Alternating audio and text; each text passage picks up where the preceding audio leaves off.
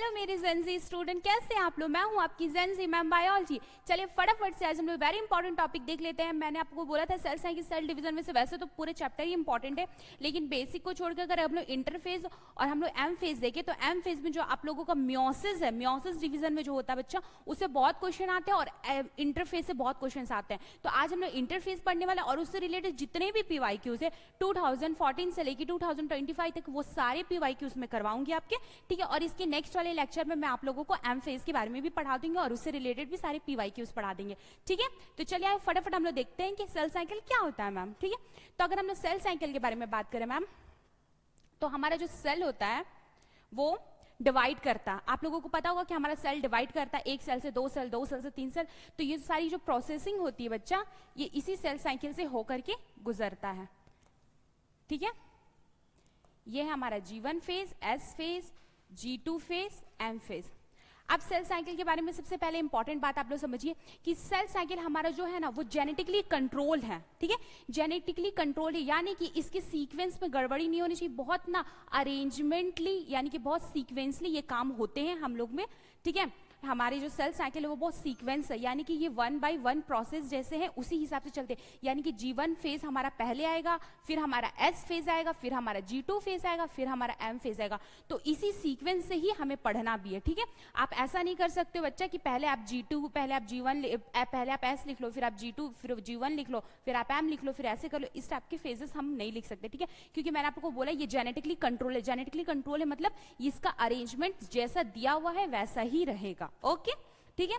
अब हम बात करते हैं हमारा जो इंटरफेज है बच्चा सेल साइकिल का, हमारा जो इंटरफेज है वो मैक्सिमम टाइम हमारा इंटरफेज ले लेता है। यानी कि अगर हम बात करें तो ये जो हमारा इतनी दूर तक है, ठीक है, G1 से लेकर के G2 तक, ये है हमारा इंटरफेज। क्या है हमारा इंटरफेज। अब देखिए सेल का दो ही काम होता है। क्या क्या मैम, सेल का दो ही काम होता है।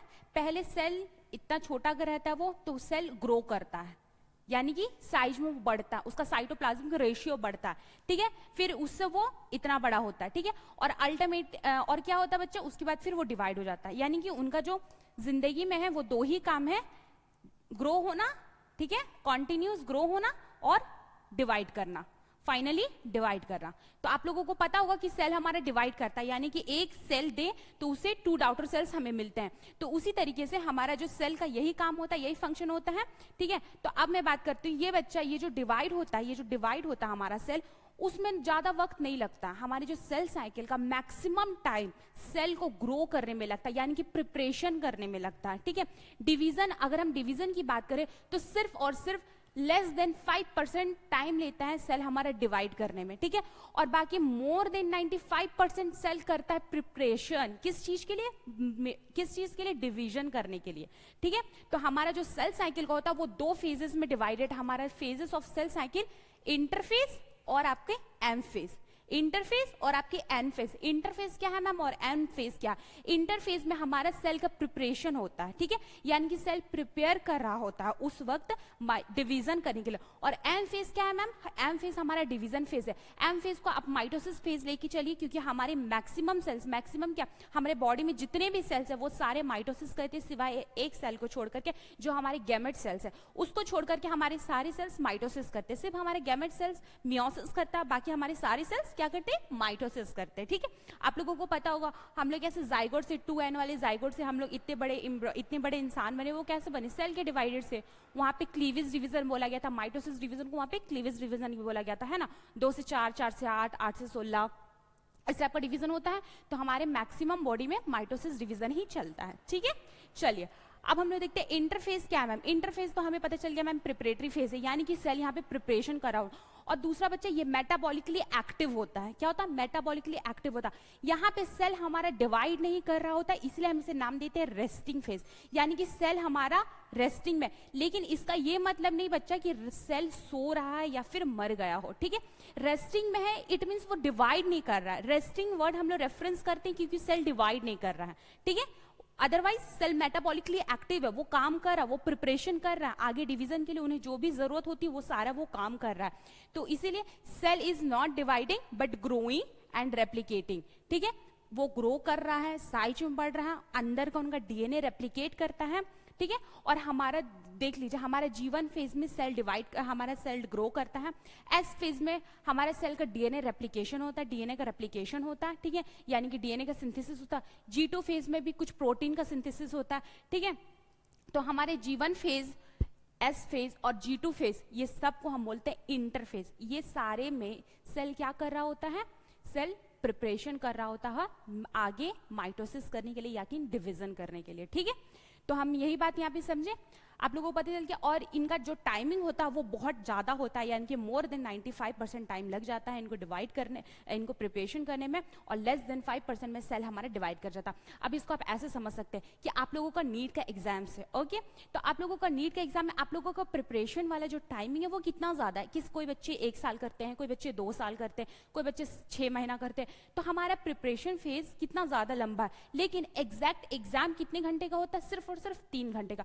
तो उस 3 घंटे के एग्जाम्स के लिए हमें कितना दिन का प्रिपरेशन करना पड़ता है? इनफैक्ट साल का, 1 साल, 2 साल, 6 महीने, 8 महीने, इतना टाइम लगता है हमें प्रिपरेशन करने के लिए, वो सिर्फ 3 घंटे के एग्जाम्स के लिए। तो उसी तरीके से बच्चा यहाँ सेल का भी हाल है कि सिर्फ और सिर्फ माइटोसिस यानी कि डिवाइड करने के लिए हमें लगते हैं कुछ टाइम, यानी कि लेस देन 5%, और उससे ज़्यादा टाइम हमें प्रिपरेशन में लगता है। किसी भी चीज़ में बच्चा प्रिपरेशन में ज़्यादा टाइम लगता है। किसी भी चीज़ को बनाने के लिए अगर कोई फंक्शन ही अरेंज होता है तो उसका प्रिपरेशन में ज़्यादा टाइम लगता है, यानी कि तैयारी में ज़्यादा टाइम लगता है। फंक्शन जो होता है वो तो 1 दिन का होता है, ठीक है। आपके शादी का भी आप एग्जाम्पल ले सकते हो कि शादी 1 दिन की होती है, ठीक है, लेकिन उनकी जो तैयारी चलती है वो कितनी देर तक चलती है? 6 महीने जितना चलती है, ठीक है। तो इसीलिए हमारा जो प्रिपरेशन फेज होता है, यानी कि हमारा इंटरफेज जो होता है, उनका टाइम बहुत ज़्यादा लंबा होता है, ठीक है। अब हम लोग 1 बाय 1 ये भी जानेंगे कि मैम ये प्रिपरेशन टाइम तो ले रहा है, इतना ज़्यादा लंबा टाइम, ये कर क्या क्या रहा। हम लोगों को तो पता है कि हम लोग सिलेबस कंप्लीट करते हैं, फिजिक्स का, केमिस्ट्री का, बायो का, 1 बार नहीं, 2 बार नहीं, PYQ लगाते हैं, MCQs लगाते हैं, लेकिन सेल क्या कर रहा होगा मैम प्रिपरेशन में, तो हम वो भी पढ़ेंगे, ठीक है। चलिए, हमने बोला इंटरफेज हमारा और डिवाइडेड है किसमें? G1 phase, S phase and G2 phase, ठीक है। G1 फेज में सेल ग्रोथ कर रहा होता है, S फेज में डीएनए का रेप्लिकेशन हो रहा था, G2 फेज में प्रोटीन का सिंथेसिस हो रहा हुआ। हमारा जो माइटोसिस आता है, इसमें आपको पता है ये एक्चुअल डिवीजन फेज है, यानी कि एक्चुअल डिवीजन यहीं पे होता है। अब एक और बात, ये हमारा जो M फेज है ये मोस्ट ड्रामेटिक फेज है, यानी कि सबसे ज्यादा ड्रामा वाला फेज है, ठीक है। कैसे मैम? क्योंकि आप लोगों को पता होगा प्रिपरेशन जब होता है, बच्चा किसी भी चीज का तैयारी चलता है तो बहुत स्मूथली चलता है, अच्छे से चलता है, वहां पे कोई नौटंकी नहीं होती है। लेकिन एग्जैक्ट डे के दिन अक्सर आप देखोगे कि वो चाहे आपका एग्जाम्स हो या कोई फंक्शन हो, कुछ ना कुछ गड़बड़ी हो ही जाती है कि मैम मेरा एग्जाम था, मुझे जो क्वेश्चंस आ रहा था वो मैं भूल गया, ड्रामा हो गया। मैम मुझे ये वाला क्वेश्चन आता था लेकिन मैंने वो जो मुझे बबल जो भरना था वो मैंने रॉन्ग कर दिया, मुझे बी की जगह मैंने 2 की जगह में 3 कर दिया। तो इस टाइप का क्या होता है? ड्रामा होना शुरू हो जाता है, ठीक है। शादी में फंक्शन होता है, पता चलता अरे मेरा तो कुछ सामान रह ही गया, वो आया ही नहीं। तो इस तरह का ड्रामा कब होता है बच्चा? उसी दिन जिस दिन हम लोगों का एक्चुअल डे रहता है या टाइम रहता है या फिर एक्चुअल डिवीजन होता है। तो ये हमारा मोस्ट ड्रामेटिक फेज है, ठीक है। आपके एम फेज भी 2 में डिवाइडेड है। पहला है आपका कैरियोकाइनेसिस, दूसरा है आपका साइटोकाइनेसिस। देखिए बच्चा, कैरियो वर्ड ही न्यूक्लियस के लिए यूज होता है। कैरियोकाइनेसिस मतलब न्यूक्लियस का डिवीजन हो रहा है यहाँ पे। कैरियोकाइनेसिस मतलब डिवीजन हो रहा है न्यूक्लियस का। पहले न्यूक्लियस डिवाइड करेगा हमारे सेल में, फिर हमारा साइटोप्लाज्म डिवाइड करेगा, जिसको हम बोलते हैं साइटोकाइनेसिस, ठीक है। साइटोकाइनेसिस इट मींस यहाँ पे साइटोप्लाज्म का डिवाइड हो रहा है, लास्ट में साइटोप्लाज्म अलग हो जाता है और हमें 2 सेल मिल जाते हैं। और पहला होता है कैरियोकाइनेसिस, यानी कि पहले न्यूक्लियस डिवाइड कर रहे हो। कैरियोकाइनेसिस में बच्चा 4 फेज होता है, prophase, metaphase, anaphase and telophase. ये 4 फेज से गुजरता है, ठीक है, हमारा सेल जब डिवीजन करने जाता है तो। ओके, जब मैं एम फेज पढ़ाऊंगी तो वहां पे मैं आप लोगों को बताऊंगी। इतना दूर तक क्लियर? कोई प्रॉब्लम? चलिए अब हम लोग देखते हैं। अब बच्चा सेल डिवाइड तो करता है, लेकिन जो हमारा सेल डिवाइड करता है जो उसकी टाइमिंग होती है, ठीक है, वो ऑर्गेनिज्म टू ऑर्गेनिज्म वेरी करता है, ठीक है। प्लस सेल के टाइप पे भी ये डिपेंड करता है, सेल टाइप टू टाइप भी डिपेंड करता है, मतलब वेरी करता, अलग होता है। सेल का टाइप अलग अलग टाइप के हुए तो उनका टाइमिंग अलग हो सकता है, या फिर ऑर्गेनिज्म अलग हुए तो उनका टाइमिंग हो सकता है। आपके एनसीईआरटी में 2 एग्जांपल दे रखा है, ईस्ट और ह्यूमंस के बारे में। ह्यूमंस यानी कि हमारा सेल जो होता है बच्चा वो 24 आवर्स में डिवाइड कर जाता है, 24 आवर्स में डिवाइड कर जाता है। अब मुझे बताइए इनका इंटरफेस कितनी देर का हुआ होगा मैम? इनका इंटरफेस होता है 23 आवर्स का। 23 आवर्स तो इनका इंटरफेस ही खा जाता है, ठीक है। इतना टाइम तो क्या करता है? प्रिपरेशन में ही लगा लेता है ना। बचा हुआ बचे हुए 1 घंटे में 1 आवर्स में सेल क्या करता है, डिवाइड कर जाता है, सेल डिवाइडेड, सेल का डिवीजन हो जाता है। ठीक है, तो आप समझ में आया हमारा इंटरफेस कितना टाइम लेता है बच्चा, बहुत। वो रेस्टिंग फेज भी वो कहलाता है, वो डिवाइड नहीं कर रहा होता, लेकिन वो मेटाबॉलिकली एक्टिव रहता है। ओके, तो वर्ड्स में कंफ्यूज नहीं होगा। और हम बात करें अगर हमारी ईस्ट की, तो ईस्ट का क्या है, ईस्ट का लगता है 90 मिनट, 90 मिनट में ईस्ट की सेल जो होते हैं वो डिवाइड कर जाता है। तो अब मुझे बताइए 85 मिनट, 85 मिनट तो मैम इसका इंटरफेस खाता होगा, बिल्कुल सही। और बचे हुए 5 मिनट में ईस्ट का सेल क्या करता होगा, डिवाइड कर जाता होगा, यानी कि इनका एम फेज हो रहा होता होगा बचे हुए 5 मिनट में। तो देख लिया आप लोगों ने, ठीक है। और ये भी कुछ कुछ एग्जाम्पल मैंने आपको दे रखा, जैसे कि हमारे जो हार्ट का सेल होता है और न्यूरॉन्स यानी कि हमारा जो नर्व सेल होता है बच्चा, वो डिवाइड नहीं करता, ठीक है, वो डिवाइड नहीं करता, वो आगे। ठीक है, हमारी लाइन ऑफ स्टोमक, ठीक है, हमारा जो स्टोमक का लाइन होता है वो 3 to 4 डेज उनको लगता है डिवाइड करने में। ठीक है, ओके, चलिए कुछ था यहाँ पे,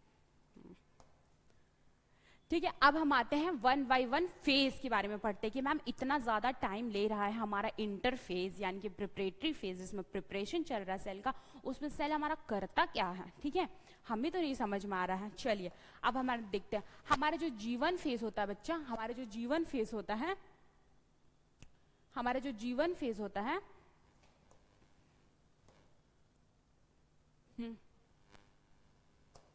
हमारा जो जीवन फेज होता है वो सबसे लॉन्गेस्ट फेज होता है हमारे पूरे सेल साइकिल का, हमारे पूरे सेल साइकिल का वो सबसे लॉन्गेस्ट फेज होता है। इंटरफेज का तो वो लॉन्गेस्ट फेज होता ही होता है, साथ ही साथ हमारी ये पूरे सेल साइकिल का भी सबसे लॉन्गेस्ट फेज होता है, क्या, हमारा जीवन फेज। ठीक है, जीवन फेज हमारे पूरे सेल साइकिल का लॉन्गेस्ट फेज होता है। ठीक है, मैंने यहाँ पे लिख रखा है होल साइकिल का भी और इंटरफेज का तो होगा ही ऑब्वियस बच्चा, ठीक है, इतना इंटरफेज का तो हमारा लॉन्गेस्ट रहता ही है, ये तो आप लोगों को देख के समझ में आ ही रहा होगा। ठीक है, ये है हमारा इंटरफेस, ये है हमारा इंटरफेस। ठीक है, अब देखिए ध्यान से, जीवन फेज को हम गैप 1 भी बोलते हैं, या ये तो आपके एनसीईआरटी में दे रखा, साथ ही साथ हम इसे प्री सिंथेटिक फेज भी बोलते हैं। प्री सिंथेटिक फेज क्यों बोले मैम, क्योंकि देखिए जीवन के जस्ट बाद आपका एस फेज आता, और एस फेज में क्या होता है, डीएनए का सिंथेसिस फेज होता है, यानी कि इसे हम सिंथेसिस फेज भी बोलते हैं। तो क्या जीवन हमारा एस फेज से पहले आ रहा है तो इसे हम सिंथेसिस फेज बोल सकते हैं, प्री सिंथेसिस फेज बोल सकते हैं, बिल्कुल बोल सकते हैं मैम, तो ये नाम जाएगा। अब देखिए ये हमारे एम फेज के बाद आ रहा है, यानी कि पोस्ट माइटोटिक फेज भी बोल सकते हैं मैम, बिल्कुल बोल सकते हैं, तो हम इसे पोस्ट माइटोटिक फेज भी बोल सकते हैं, प्री सिंथेसिस फेज भी बोल सकते हैं, ठीक है, जीवन फेज भी बोल सकते हैं और गैप 1 भी बोल सकते हैं। Okay, no problem. अब बच्चा एक और बात यहाँ पे आपकी लिखी हुई है, ये क्या है, interval between mitosis and initial of DNA replication. ये मैं हाईलाइट इसलिए कर रही हूँ क्योंकि ये आपके पीवाईक्यूज में आ चुके हैं। ठीक है, interval between mitosis and initial of DNA replication, तो बच्चा बिल्कुल सही बात है, ये एम फेज और एस फेज के बीच का इंटरवल है। ठीक है, ये एस से पहले आ रहा है, एम के बाद आ रहा है, तो ये लाइन करेक्ट जाता है। अब देखिए जीवन में क्या हो रहा होता है हमारा, मैंने बोला सेल कंटिन्यू यहाँ पे ग्रो कर रहा होता है, तो हमारे जीवन में क्या, सेल कंटिन्यू ग्रो कर रहे होते हैं, यानी कि उनका साइटोप्लाज्म का जो रेशियो है वो इंक्रीज कर रहा होता है, सेल बढ़ रहे हैं। अगर इतना बड़ा सेल है तो ये इतना बड़ा होगा, फिर ये इतना बड़ा होगा, देन ये डिवाइड करेगा बच्चा, ठीक है, देन ये 2 डॉटर सेल बनाएंगे, तो सेल ग्रो करे, इनका साइटोप्लाज्म का रेशियो बढ़ रहा है। ठीक है, और मोस्ट ऑर्गेनेल्स बच्चा, मैक्सिमम ऑर्गेनेल्स आपकी जीवन फेज में डुप्लीकेट कर जाते हैं, लेकिन हाँ कुछ ऑर्गेनेल्स G2 में भी डुप्लीकेट करते हैं, वो मैं आप लोगों को बताऊंगी। ठीक है, वो भी हम लोग पढ़ेंगे, और हो सकता है आप लोगों के क्वेश्चंस में G2 से रिलेटेड ही आप लोगों के ऑर्गेनेल्स आ जाए। ठीक है, तो मोस्ट ऑर्गेनेल्स तो हमारे जीवन में डुप्लीकेट कर जा रहे हैं। ठीक है मैम, प्लस अमाइनो एसिड का फॉर्म होता होगा, क्योंकि अमाइनो एसिड से प्रोटीन बनता है। ठीक है, और प्रोटीन का हमें काम है ना, क्योंकि इसकी जस्ट बाद हमारा एस फेज का सिंथेसिस होगा। जी मैम, ठीक है, तो हमारा अमाइनो एसिड का फॉर्म होता है, आरएनए बनता है, एटीपी होता है, प्रोटीन का सिंथेसिस होता है for DNA replication and synthesize के लिए। ठीक है, डीएनए रेप्लिकेशन एंड सिंथेसाइज के लिए।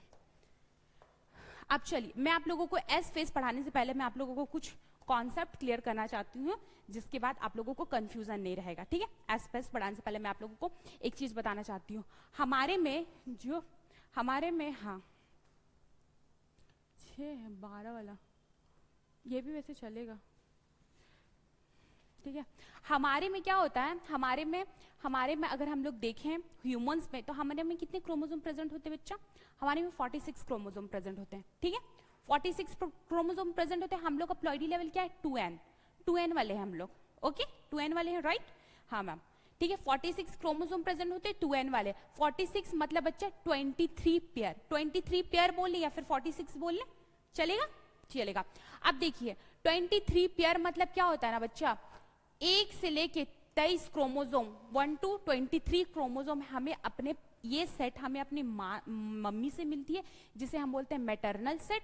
और मैं आपके पेरेंट्स वाले को देखिए मैं ऐसे लिखती हूँ 1 and 1 dash, 2 and 2 dash, 3 and 3 dash, ताकि कंफ्यूजन ना। और ये जो सेट है हमारा, जो दूसरा सेट है, वो हमें हमारे फादर से मिलता है, यानी कि पैटर्नल, ठीक है, हमारे पापा से मिलता है, यानी कि पैटर्नल। तो ये दो सेट होगा, ये दो सेट मिलकर के हमारा बनाता क्रोमोसोम 46 क्रोमोसोम, जिनका प्लॉइडी लेवल 2n होता है, ठीक है।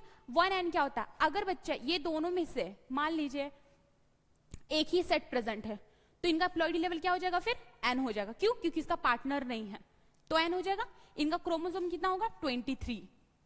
n वाले का तो क्रोमोसोम 23 ही होना होगा बच्चा, ठीक है। और ये सिर्फ एक सेट होगा। अगर ये एक कोई भी एक प्रेजेंट रहा तो हम उसे बोलेंगे एक, ठीक है।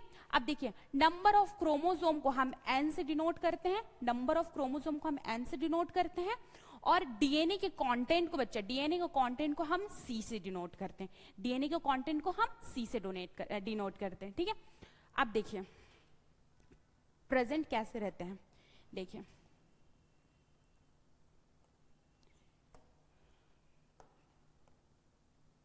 एक मिनट,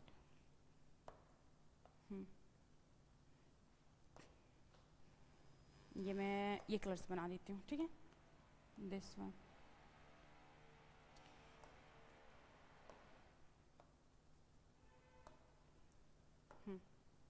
ये 1 है, ठीक है, और ये 1 डैश है, ठीक है। ये 1, ये 1 डैश, ओके, समझ गए? तो अब हमें मान लीजिए ये हमें अपनी मम्मी से मिले हैं क्रोमोसोम, और ये हमारे पापा से मिले हैं क्रोमोसोम, ठीक है। अब यहाँ पे एक चीज आप लोग देखिए,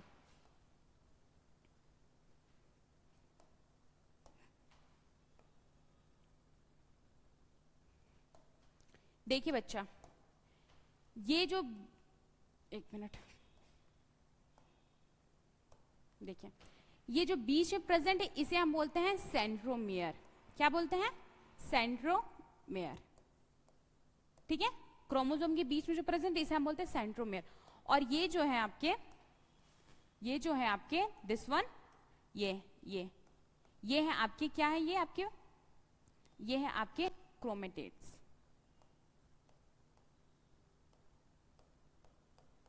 ये है आपके क्रोमेटेड्स।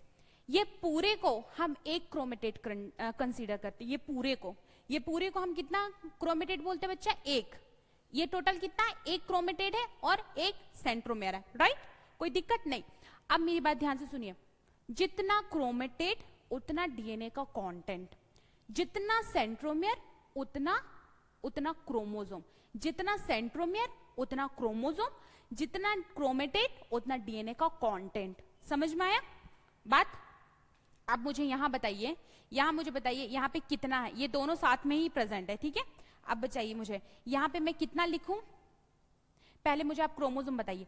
यहां एक सेंट्रोमेयर दिख रहा है, यहां एक सेंट्रोमेयर दिख रहा है, यानी कि टोटल 2 क्रोमोसोम। और 2 क्रोमोसोम को हम किसे डिनोट करते हैं? एन से। तो क्या मैं यहाँ पे 2n लिख सकती हूँ?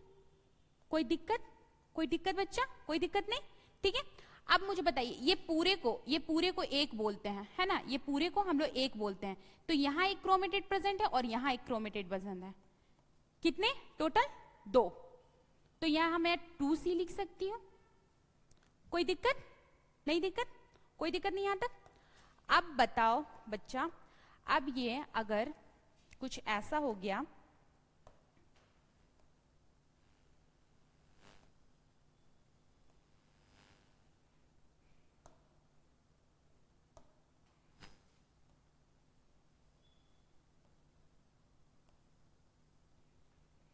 ठीक है,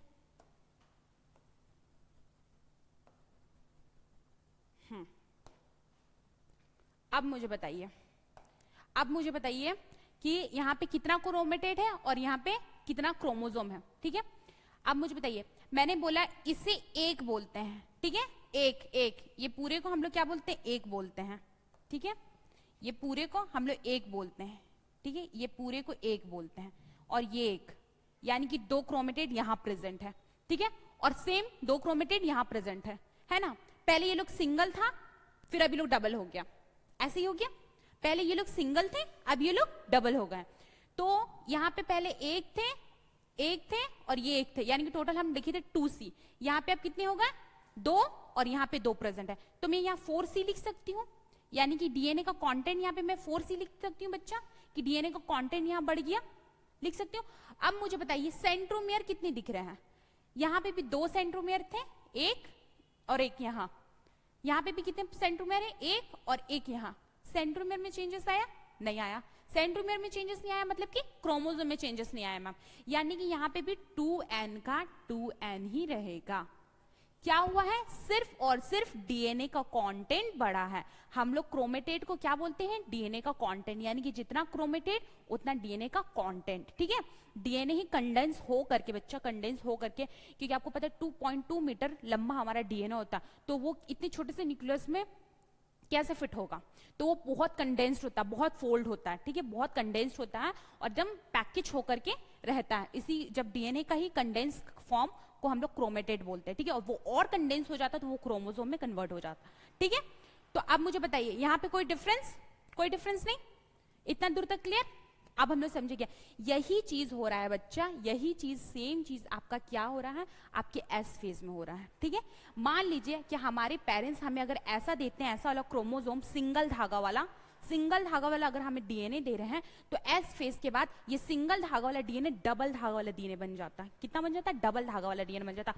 अब एक सेट हमें अपनी मम्मी से मिला है और एक सेट हमें अपने पापा से मिला है, तो टोटल यहाँ पे 2 क्रोमोसोम प्रेजेंट है ना, यानी कि 2 सेंट्रोमियर प्रेजेंट है, जिसे हम क्रोमोसोम कंसीडर करते हैं 2n, है ना, बीच वाले को जितना सेंट्रोमियर उतना क्रोमोसोम, तो 2n और 2C, ठीक है। लेकिन एस फेज होने के बाद हमारा जो क्रोमेटेड है, यानी कि हमारा जो डीएनए है वो सिंगल धागा से वो डबल धागा बन जाता। देख लीजिए यहाँ पे सिंगल है और यहाँ पे क्रॉस हो गया डबल, लेकिन एक ही सेंट्रोमियर से ये लोग दोनों जुड़ा हुआ है ना, एक ही सेंट्रोमियर से ये दोनों जुड़ा हुआ है। तो यहाँ पे 2n 2C 2n 2C, बात क्लियर। अब देखिए, अब हम लोग यहाँ पे देखेंगे तो आप लोगों को समझ में आएगा। तो देखिए अब हमारे एस फेज में क्या बोल रहा है, हमारे एस फेज में बोल रहा है, मैं ये कलर ले लेती हूँ, येलो कलर, हाँ, डीएनए सिंथेसिस और रेप्लिकेशन। यहाँ पे डीएनए का सिंथेसिस होता है और रेप्लिकेशन होता है, ठीक है। The amount of DNA double, ठीक है, यानी कि the amount of DNA double. यहाँ पे ये वाला केस हो गया बच्चा, ठीक है, ये वाला केस हो गया, एक मिनट, ये ऐसा से ये ऐसा हो गया, यानी कि the amount of DNA double, हमारा जो डीएनए का अमाउंट है वो डबल हो गया, यानी कि सिंगल धागा वाला डीएनए हमारा डबल धागा बन गया, ठीक है। The amount of DNA double, ठीक है। आफ्टर एस फेज, ठीक है, अब यहाँ क्या बोल रहा है, after S phase the number of chromosome remain the same. मैंने आप लोगों को वहां पे भी दिखाया था कि क्रोमोसोम नहीं बढ़ा, एक ही क्रोमोसोम है, पहले उसमें सिंगल धागा लटका हुआ था डीएनए का और फिर डबल धागा लटक गया, बीच में एक ही है प्रेजेंट, ठीक है, सेंट्रोमियर एक ही प्रेजेंट है, उसमें 2 लग गए हैं, ठीक है। तो क्या हमारा क्रोमोसोम चेंज होगा, नहीं, वो 2n का 2n ही होगा। तो अगर मैं यहाँ पे लिखूं, और मैंने आप लोगों को बताया बच्चा कि वहां पे मैंने आपको बताया कि एक सेट ऑफ हमें मदर से मिलता और एक सेट ऑफ पेरेंट्स से मिलता, तो हम अगर 2n वाला लेकर के चल रहे हैं, यानी कि हमारे पास 46 क्रोमोसोम है, तो 23 के पेयर होंगे प्रेजेंट, ठीक है, 23 के पेयर होंगे प्रेजेंट, तो 23 के पेयर प्रेजेंट होंगे। तो देखिए इस तरीके से प्रेजेंट होंगे टोटल, तो ये लोग दोनों ही डबल करेंगे साथ में, तो हम 2n 4C लिख सकते हैं। तो उसी तरीके से बच्चा कि पहले यहाँ पे क्या था, पहले था 2n, हम लोग प्लॉइडी सेल लेके चल रहे हैं, ठीक है, और 2C, ठीक है। अब क्या हो गया है, अब हो गया है 2n और 4C, 2n और 4C, ठीक है, 2n और 4C वाला फॉर्मेट यहां पे आ गया है। एक सेकेंड,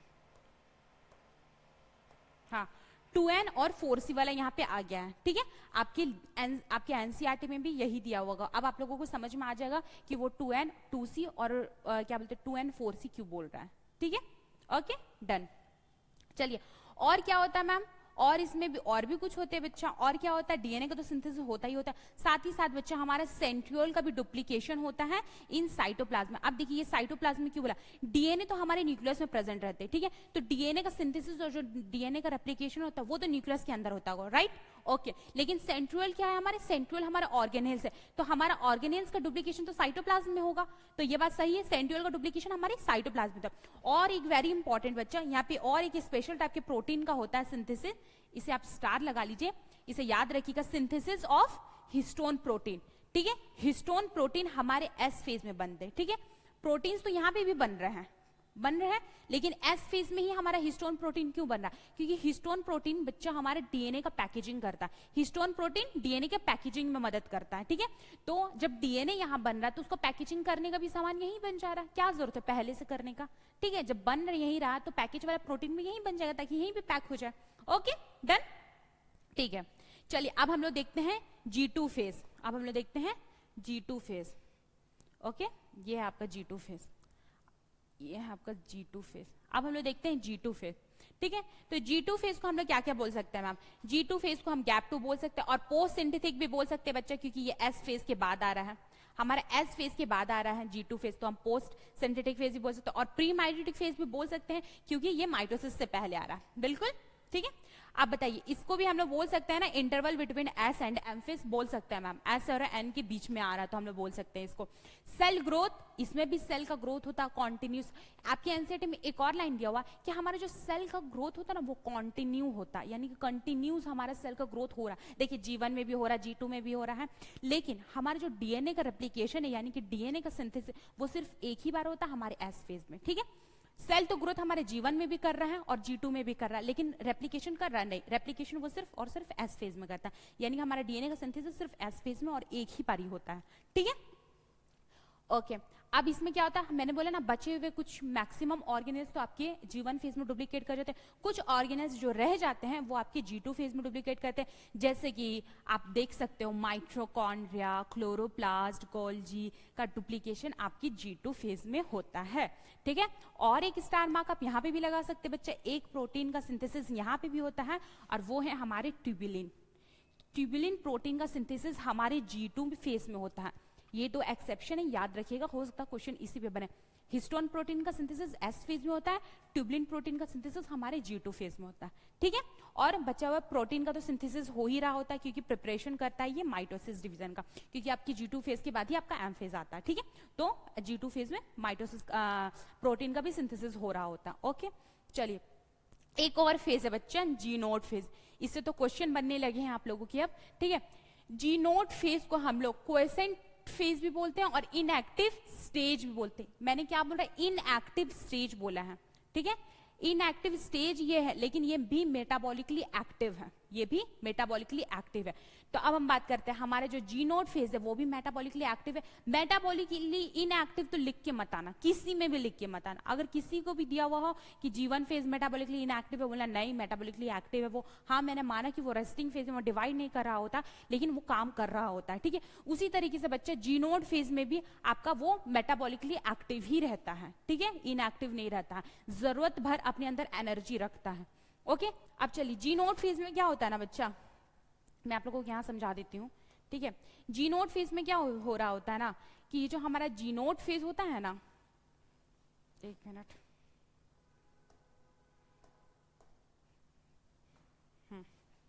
जी नोट फेज जो होता है ना हमारा, देखिए ये जो हमारा जी नोट फेज होता है ना,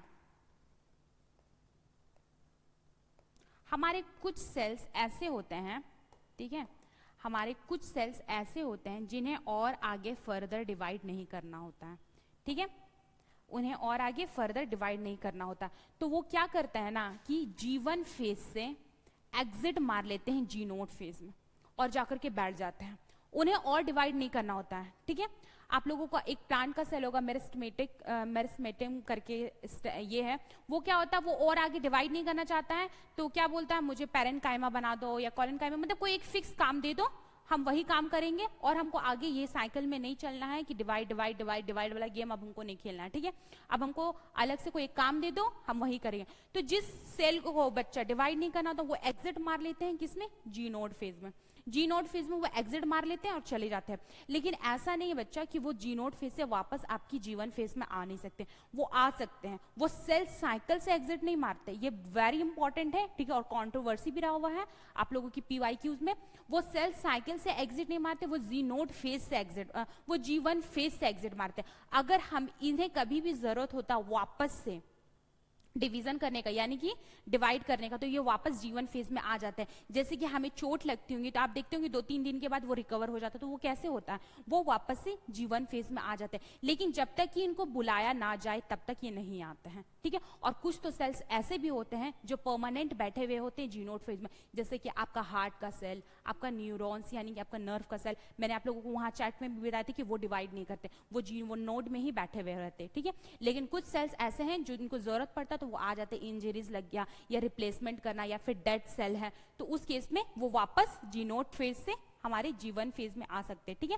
तो ये सेल साइकिल को क्या करते हैं, सस्पेंड करते हैं, यानी कि सेल साइकिल को थोड़ी देर के लिए रोकते हैं, ठीक है, और हमारे जीवन फेज से एग्जिट मार के। बहुत सारे काम ऐसा होता है कि ऐसा नहीं है कि हम लोगों को करने का मन नहीं है, उसको हम लोग हमेशा के लिए बंद करें, बस अभी मन नहीं है, अभी नहीं करने का नीड नहीं लग रहा है, ठीक है। जब होगा तो हम आकर के वो काम कर लेंगे या फिर वो चैप्टर पढ़ लेंगे, कुछ भी, बट अभी मन नहीं है, ऐसा वाला बात होता है ना। तो उसी तरीके से बच्चा, ठीक है।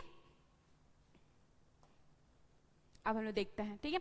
तो ये भी कैसा है, मेटाबॉलिकली एक्टिव है, हाँ, डिवाइड नहीं कर रहा होता, इसलिए हम लोग इसको रेस्टिंग फेज बोल देते हैं, ठीक है, बिल्कुल बात सही है। सम एडल्ट एनिमल्स एग्जाम्पल के तौर पे, यानी कि हमारे जो हार्ट के सेल्स और न्यूरॉन्स के सेल्स है, ये डू नॉट डिवाइड। एक बार डिवाइड हो जाने के बाद फिर ये डिवाइड नहीं करते हैं आपके, ठीक है। एक बार डिवाइड हो जाने के बाद फिर आपकी डिवाइड नहीं करते हैं, वो बैठे हुए रहते हैं आपकी जी नोड फेज में, ठीक है। और very other sales divide only occasionally divide करते हैं एंड रिप्लेस करते हैं, ठीक है। रिप्लेस सेल्स करना हो या फिर इंजरीज लग गया हो या फिर सेल का डेथ हो गया होगा, इस केस में वो करते हैं, ठीक है। क्लियर? आई होप आप लोगों को ये समझ में आ गया होगा इंटरफेस। अगर कोई कंफ्यूजन हुआ होगा तो आप लोग मुझे कमेंट कर सकते हैं, ठीक है। चलिए अब आपका और एक बात हम लोग देखते हैं, ठीक है। चलिए हम लोग पहले बना लेते हैं अपना सेल साइकिल, तो हर जगह ही बनाना है, ठीक है। अब देखिए, मैंने आप लोगों को बोला कि हमारा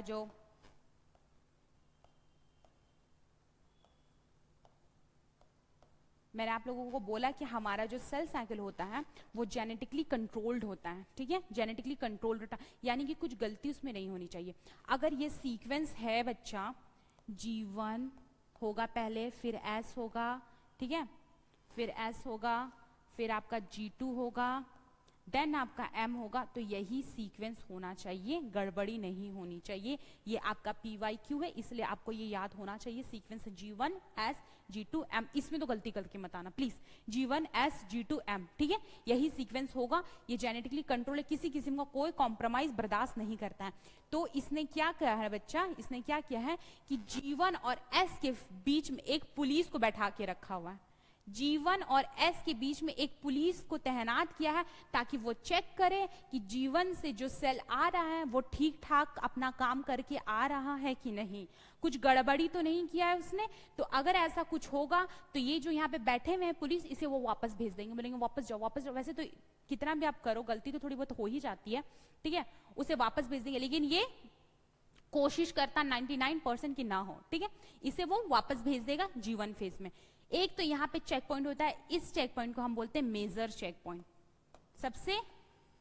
सबसे बड़ा चेक पॉइंट यही होता है, ठीक है। चेक पॉइंट हम क्यों लगाते हैं, ताकि कहीं गलती ना हो। पुलिस क्यों बैठाते हैं हम, ताकि कोई बदमाशी नहीं करे, बिना हेलमेट का कोई रोड ना क्रॉस करे, ठीक है, कोई रोड पे ना चले, इसीलिए। उसी तरीके से यहाँ पे मेजर चेक पॉइंट होता है, और यहाँ पे एक G2 और M के बीच में एक माइनर चेक पॉइंट होता है, ठीक है। एक छोटा पुलिस बैठता है यहाँ पे G2 एंड M के बीच में, कि किसी में कोई गलती ना। और ये चेक पॉइंट कौन कर रहा होता है मैम, प्रोटीन्स कर रहे होते हैं, ठीक है, साइक्लिन एंड CDK2, ठीक है। मेजर चेक पॉइंट हमारा कहाँ बैठा है, G1 एंड S के बीच में, ठीक है, done by cyclins and CDK2। Proteins है हमारे बच्चा, प्रोटीन्स चेक कर रहे हैं, ठीक है। और माइनर माइनर कहाँ बच्चा हमारा G2 एंड M के बीच में, G2 एंड M के बीच में, ठीक है। ये भी done by cyclins and CDK2, okay. और आपके एक एनसीईआरटी और एक लाइन लिखता है, interphase represent the phase between two successive M phase. Two successive M phase के बीच में आपका इंटरफेज आता। अब मेरा बात ध्यान से देखिएगा यहाँ पे, ठीक है। हमारा इंटरफेस तो आप जानते हैं G1 G2 M। रुकिए चलिए मैं लिख ही देती हूँ, कोई दिक्कत नहीं। G1 S G2 then M, फिर यहाँ पे G1 S G2 M, ठीक है। ये क्या है हमारे G1 से G2 तक इंटरफेस,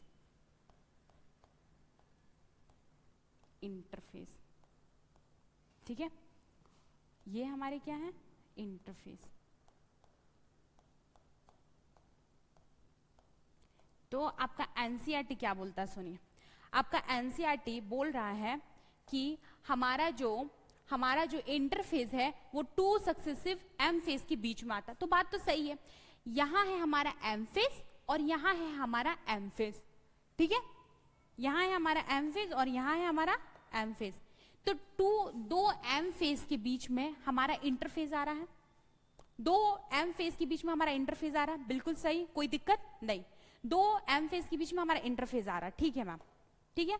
अब देखिए एक और बात, हमारा दो इंटरफेस के बीच में भी तो हमारा एम फेज आ रहा है, दो इंटरफेस के बीच में भी हमारा एम फेज आ रहा। तो बात ऐसे देखें या बात ऐसे देखें, दोनों ही सही है। और इससे आप याद आ जाएगा कि इंटरफेस के बीच में भी एम फेज आ सकता है और टू सक्सेसिव एम फेज के बीच में भी इंटरफेस आ सकता है, ठीक है। क्योंकि इंटरफेस होगा फिर एम फेज होगा, फिर इंटरफेस होगा फिर एम फेज होगा, फिर इंटरफेस होगा फिर एम फेज होगा, ऐसे तो सेल साइकिल चल रहा है हमारा, ओके। कोई कंफ्यूजन नहीं। चलिए अब हम लोग पढ़ते हैं नेक्स्ट। ये है आपका सेल साइकिल का स्ट्रक्चर। अब हम लोग देखने वाले हैं आप लोगों की PYQs, ठीक है। जितने भी PYQs आए मैंने सब उठा करके यहाँ ला दिया, ओके। इंटरफेस से ये आपके नीट 2019 में क्वेश्चन आया हुआ, देखिए इसमें सीक्वेंस ही पूछा गया, फेजेस ऑफ सेल साइकिल का सीक्वेंस। तो हमें पता है G1 S G2 M, तो हमारा आंसर हो जाएगा 4, okay. Next, among eukaryotics replication of DNA takes place. NEET 2023 का क्वेश्चन है, हमारा डीएनए का रेप्लिकेशन किस फेज में होता है? हमारा एस फेज में होता है, सिर्फ और सिर्फ एक ही फेज में होता है। सेल ग्रो तो कर रहा होता है लेकिन रेप्लिकेशन एक ही फेज में हो रहा होता है, हमारा एस फेज में, ठीक है। ये मैंने आप लोगों के लिए क्वेश्चन रखा था, ठीक है। चलिए आप लोग इस पे भी कर सकते हैं। पेरेंट सेल के पास देखिए बच्चा, हमारे डीएनए का कंटेंट तो मैंने आपको बोला 2C 4C होता है, ठीक है। कंटेंट हम लोग C से डीएनए का कंटेंट को बताते हैं, लेकिन पिकोग्राम से भी आप देख सकते हो, ठीक है। मान लीजिए ई 2C को ही आपका दे देगा 20 पिकोग्राम, तो फिर ये क्या हो जाएगा 40 पिकोग्राम, 40 पिकोग्राम। अब मुझे बताइए कि हाँ 40 पिकोग्राम हो जाएगा, ठीक है। ये तो मैंने क्वेश्चन आप लोगों को देख रखा। अब मुझे बताइए, ये बोल रहा है parent cell has 20 picogram of a cell, यानी कि 20 पिकोग्राम उसके पास प्रेजेंट है डीएनए सेल में। तो अब मुझे बताइए G1 में क्या होगा? G1 में तो 20 पिकोग्राम ही होगा, क्योंकि G1 में सिर्फ और सिर्फ सेल ग्रो कर रहा होता है, ठीक है। एस फेज में डीएनए का कंटेंट बढ़ जाता है, यानी कि यहाँ पे हो जाएगा 40 पिकोग्राम, और एस फेज के बाद G2 में जा रहा है तो यहाँ पे भी आपका हो जाएगा 40 ही पिकोग्राम रहेगा, ठीक है, ओके। अब क्या लिखा हुआ इसमें? If a parent cell has a total of 10 chromosome, अगर पेरेंट्स के पास टोटल 10 क्रोमोसोम है, आप लोगों को पता है ना कि सेल देते हैं हम, उसका वो 2 डॉटर सेल बनाता तो हमारा जो एक सेल हुआ, यानी कि ये जो हुआ ये तो हमारा पेरेंट सेल ही हुआ, ये हमारा पेरेंट सेल हुआ, राइट। और ये जो बनाएगा वो 2 डॉटर सेल बनाएगा, ठीक है। ये जो 2 बनाए वो डॉटर सेल है हमारे, ठीक है। ये कौन सा सेल है? ये हमारे डॉटर सेल है, ये हमारे डॉटर सेल है, ठीक है। कोई कंफ्यूजन नहीं। अब क्या बोल रहे हैं? क्रोमोसोम पूछ रहा है, ठीक है। क्रोमोसोम अगर 10 है तो क्या होगा? तो क्रोमोसोम अगर पेरेंट्स 10 देंगे तो बच्चे में भी 10 ही रहेंगे, क्योंकि ठीक है इसमें भी 10 रहेगा बच्चा। एस फेज में भी क्रोमोसोम चेंज नहीं होता है, और G2 में भी तो रहेगा ही रहेगा। G2 तो कोई 30 मार्क खान है ही नहीं, ठीक है। तो हमारा एस फेज में भी 10 ही क्रोमोसोम रहेगा, इसमें क्रोमोसोम नंबर चेंज नहीं था। पेरेंट्स का जो क्रोमोसोम होगा, यानी कि अगर हमारे 2n वाले पेरेंट्स है तो अगर माइटोसिस डिवीजन होता तो माइटोसिस हमारा इक्वेशनल डिवीजन है, वो बिना बाइस्ड हुए 2n इसे भी देगा, 2n इसे भी नहीं देगा। ऐसा नहीं करेगा कि 4n एगो को दे दिया और एगो को कुछ नहीं दिया। और सोचिए अगर हम लोग पेरेंट्स से मिलते जुलते नहीं होंगे, हम लोग का स्पीसीज तो सेम होना चाहिए ना। अगर हम लोग पेरेंट्स से मिलते जुलते नहीं, हमारे पेरेंट्स 2n वाले, हम 4n वाले हैं, तो सोचिए हम कितने अजीब से दिखेंगे, नहीं आदि मानव। तो फिर हमें पेरेंट्स जैसा ही दिखना है। एक और क्वेश्चन है आपका ना, हाँ चलिए, ये है आपका स्टेटमेंट बेस्ड क्वेश्चन। इसमें क्या बोल रहे हैं, during G1 phase of the cell cycle the cell is metabolically inactive. देख लीजिए, मैंने बोला ना सेल मेटाबॉलिकली इनएक्टिव, तो जी नोट फेज में भी नहीं है, तो G1 फेज तो फिर भी बहुत काम का है। नीट 2023 में आया हुआ क्वेश्चन है। तो ये स्टेटमेंट तो बच्चा आपका होता है fall, wrong. The centrosome undergoes duplication, ठीक है, ड्यूरिंग द एस फेज, बिल्कुल सही बात है बच्चा। सेंट्रोजोम का डुप्लीकेशन हमारा इंटरफेज में होता है, ठीक है, हमारे एस फेज में आपको पता है डुप्लीकेट कर रहे होते हैं, ठीक है। तो ये हो गया, ये आपका सही है आंसर इसका।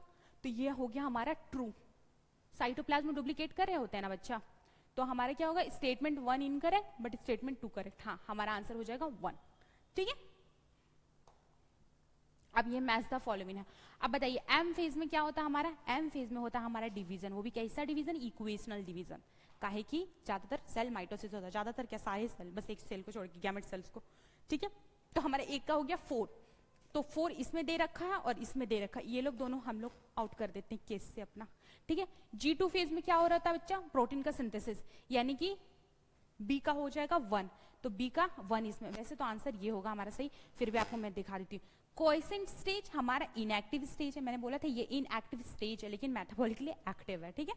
G1 phase interval between mitosis and initial of DNA replication, इसलिए मैंने ये लाइन वहां पे भी लिखा था क्योंकि आप लोगों की पीवाईक्यूज में था, ठीक है। अब ये क्या है बच्चा, ये नीट 2021 का सवाल है, इसमें भी सब एज इट इज सेम है, सिर्फ और सिर्फ यहाँ एस फेज दे रखा।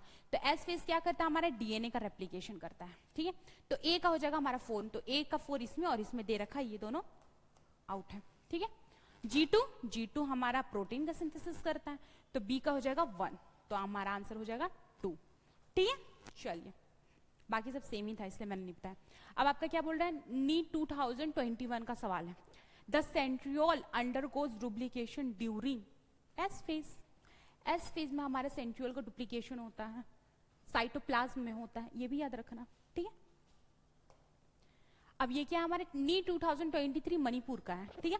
Question, which one of the following question stage of the cell cycle, इसमें से कौन सा question stage of cell cycle में, मतलब question stage of cell cycle है, जी नोट को ही हम question stage of cell cycle बोलते हैं, ठीक है। और हमारा इन एस फेज, ठीक है, in S phase of cell cycle, ये भी आपका नीट 2014 में आया हुआ क्वेश्चन है, ठीक है। एस फेज में क्या होता है, एस फेज में क्या होता है, amount of DNA is reduce, नहीं डबल होता है डीएनए का कंटेंट, 1 से 2 बनता है, ठीक है। अमाउंट ऑफ डीएनए डबल, बिल्कुल सही, यही तो है हमारा आंसर जिसे हम ढूंढ रहे थे। रिमेन सेम, क्रोमोसोम रहता है, डीएनए का कंटेंट बढ़ता है, क्रोमोसोम नंबर इंक्रीज नहीं, ठीक है। Next, following the stages of cell cycle, अब से मिलाइए, मैंने पहला तो होगा हमारा ये, ठीक है, दूसरा होगा हमारा सिंथेसिस फेज, तीसरा होगा गैप 2, और मैंने आपको बोला था एम फेज में 2 टाइप के आते हैं, पहले होंगे कैरियोकाइनेसिस, बच्चा पहले न्यूक्लियस अलग होगा, फिर होगा सेल, यानी कि फिर होगा साइटोप्लाज्म, ठीक है, साइटोप्लाज्म डिवाइड होगा। तो हमारा आंसर क्या हो जाएगा, ई होना चाहिए, यहाँ है और यहाँ है, ये दोनों आउट है, थोड़ा ऊपर नीचे हो गया, एडजस्ट कर लीजिएगा, ठीक है। उसके बाद और बी हमारा 2 हो जाएगा, सी 2 हो जाएगा, सी, तो हमारा आंसर ये लास्ट वाला होगा, 4th नंबर हमारा आंसर होगा, ठीक है, 4th नंबर हमारा आंसर होगा।